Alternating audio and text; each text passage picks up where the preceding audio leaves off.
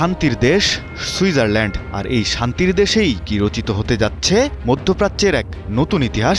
সুইজারল্যান্ডের জেনেভায় মার্কিন যুক্তরাষ্ট্র এবং ইরানের শীর্ষ প্রতিনিধিদের মধ্যে অনুষ্ঠিত হয়ে গেল এক রুদ্ধদ্বার ম্যারাথন বৈঠক।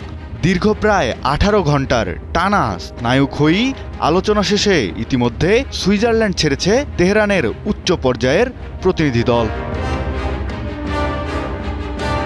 ইরানের পার্লামেন্ট স্পিকার মোহাম্মদ বাঘের গালিবাহ এবং পররাষ্ট্রমন্ত্রী আব্বাস আরাকচির আলোচনা শেষে নিজ দেশে ফিরে গেছেন। কিন্তু দীর্ঘ 18 ঘন্টার এই রুদ্ধদ্বার বৈঠকে আসলে কি নিয়ে আলোচনা হলো? তবে কি এবার শান্তি ফিরবে যুদ্ধবিধ্বস্ত মধ্যপ্রাচ্য জুড়ে, নাকি পর্দার আড়ালে আবারও ধেয়ে আসছে দুদেশের সেই চেনা আগ্রাসী রূপ?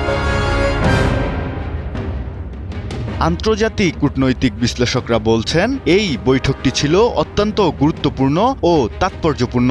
সাম্প্রতিক সময়ে মধ্যপ্রাচ্যে ইসরায়েল ইরান সংঘাত যখন যে কোনো মুহূর্তে এক মহাযুদ্ধের রূপ নেওয়ার চরম ঝুঁকিতে রয়েছে, ঠিক তখনই ওয়াশিংটনের আমন্ত্রণে সুইজারল্যান্ডে টেবিল বৈঠকে বসতে রাজি হয় তেহরান। 18 ঘন্টার এই দীর্ঘ দর কষাকষিতে মূল এজেন্ডা ছিল দুটি।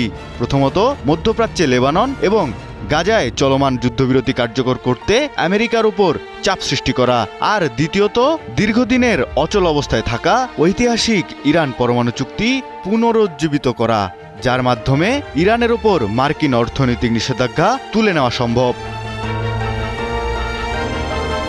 তবে এই বৈঠক শেষ হতেই ইরানের ভেতরেও শুরু হয়েছে চরম রাজনৈতিক মেরুকরণ।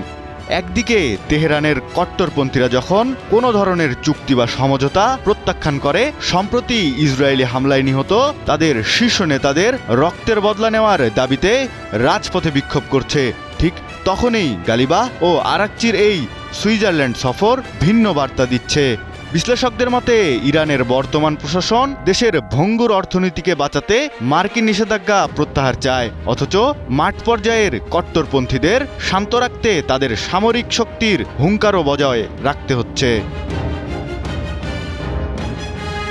18 ঘন্টার এই ম্যারাথন বৈঠক শেষে দুদেশের পক্ষ থেকেই এখনও আনুষ্ঠানিক কোনো যৌথ ঘোষণা প্রকাশ করা হয়নি। তবে হোয়াইট হাউস এবং তেহরানের অভ্যন্তরীণ সূত্রগুলো আভাস দিচ্ছে আলোচনার বরফ গলতে শুরু করেছে। এখন দেখার বিষয় হলো জেনেভার এই 18 ঘন্টার কূটনৈতিক যুদ্ধ মাঠ পর্যায়ে যুদ্ধক্ষেত্রে অশান্তি থামাতে ঠিক কতটা কার্যকর ভূমিকা রাখে, নাকি এটি কেবলই একটি ব্যর্থ আলোচনার টেবিলে পরিণত হয়। জিয়াউল ইসলাম জিসান, নিউজ 24।